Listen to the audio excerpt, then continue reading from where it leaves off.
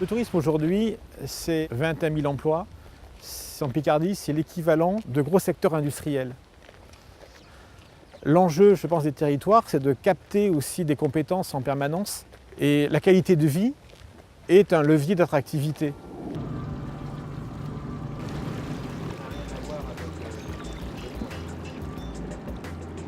J'ai une vision très optimiste sur le développement du canal de la Somme. Il y a plus de permis option au intérieur. On peut passer son permis au intérieur, donc chez nous à Nautique 80, et puis donc faire entretenir son bateau sans aucun souci avec le technicien qui est en poste à Nautique 80.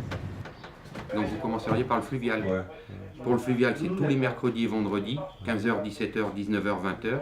Et ensuite, si vous voulez passer le côtier, c'est tous les mardis et jeudis aux mêmes heures. C'est un canal qui est fréquenté par des gens qui viennent de toute la France et aussi de l'Europe du Nord. Where do you come from? Allemagne. Allemagne. Combien de temps avez-vous mis pour venir ici? 6 weeks. 6 weeks, 6 semaines pour venir à Amiens. Ils viennent là parce qu'ils sont au pied de la cathédrale, au pied du centre-ville. Et ça, c'est le gros avantage du fluvial. C'est aussi un art de vivre, prendre son temps et naviguer en toute tranquillité. Regardez ce rythme du canal, c'est un rythme qui est doux, c'est un rythme qui est paisible.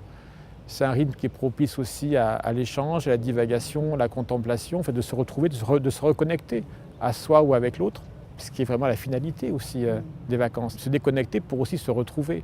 Et je pense que cet environnement-là, à travers l'itinérance douce, elle va le favoriser.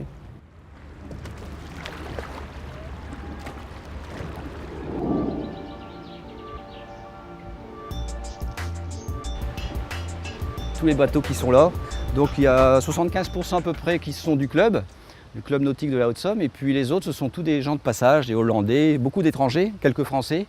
Et malheureusement, le port est saturé, donc il y a des gens qui passent, ils ne s'arrêtent pas sur la Somme, ou ils ne peuvent pas rentrer parce qu'il n'y a pas assez de fond au niveau du tirant d'eau. Et à partir de là, ça pose quelques problèmes de fréquentation. C'est vrai qu'il manque aujourd'hui des aires d'accueil, de stationnement, avec la possibilité pour les plaisanciers de pouvoir s'approvisionner en eau et en électricité à des points plus fréquents. S'il y a un amarrage ou un accostage c'est simplement 3 piquets où on peut se mettre avec le bateau en sécurité et pour passer la nuit. Vous voyez, il n'y a pas besoin d'un grand port, même s'il n'y a pas d'eau et d'électricité, c'est pas grave. Hein, les gens peuvent s'arrêter dans de bonnes conditions. Ils rentrent dans le village, vont chercher le pain frais.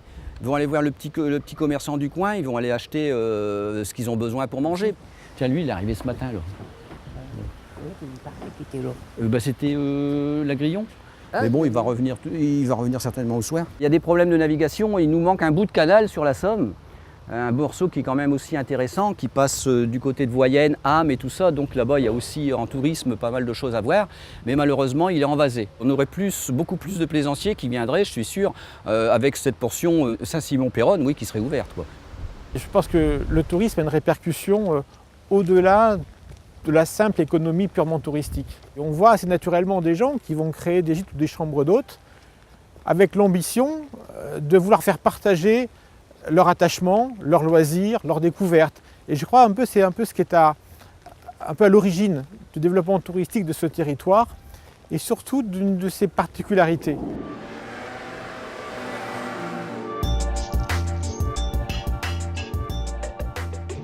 Ici, on est à la maison familiale de vacances et de loisirs Les Rainettes.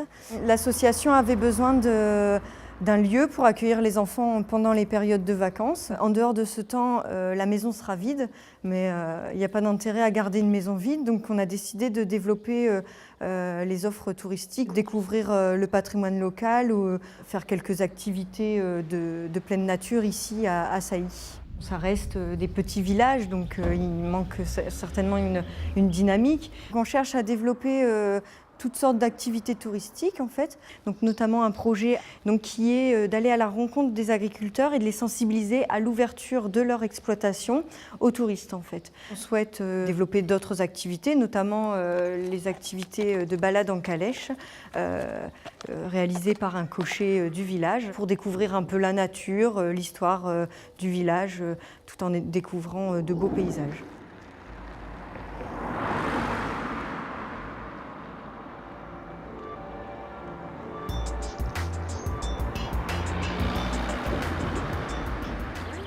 Quand même une volonté de la commune de garder ce camping. Ça ramène quand même l'été une nouvelle population, pas suffisante à notre goût. La clientèle à l'année ne se renouvelle pas. Et que faire? Non mais ça fait combien d'années que vous venez? Ça fait longtemps quand même. 17 ans. En fait, c'est un camping qui a une vocation à être un camping de nature.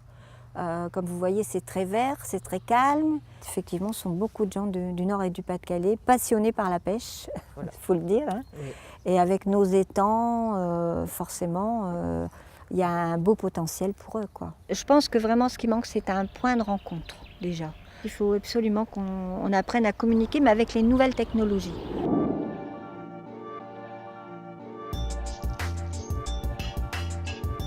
La philosophie de ce projet, je dirais, c'est vraiment d'être en immersion totale dans la nature, se fondre dans le paysage. L'idée de départ vient de la commune. C'est vrai qu'il y a eu la réhabilitation du moulin il y a une dizaine d'années. L'idée, c'était de faire vivre l'endroit et d'y trouver des points d'intérêt, d'attraction supplémentaires. Et c'est vrai que la réhabilitation de la maison du meunier était une excellente idée au vu du panorama dont on peut jouir ici. Je pense que c'est vraiment un lieu de quiétude, de repos. Je sais que les clients de la région parisienne adorent venir ici parce que voilà, le matin on est réveillé par le chant des oiseaux. Enfin, c'est hyper important. Et il y a beaucoup de clients belges aussi qui adorent venir ici parce qu'on commence à avoir du dénivelé chez eux, c'est tout plat. Nous, on espère être ces acteurs-là qui vont faire découvrir la Picardie autrement que par la baie. Le tourisme, ça part aussi de l'aménagement du territoire, en termes d'infrastructure. Donc je pense que c'est là, en ce sens, ce qui est intéressant dans le projet aussi Vallée de la Somme, c'est qu'on conjugue à la fois l'intérêt et la qualité de vie des habitants et aussi l'attractivité et le développement économique, touristique, en conciliant les deux intérêts.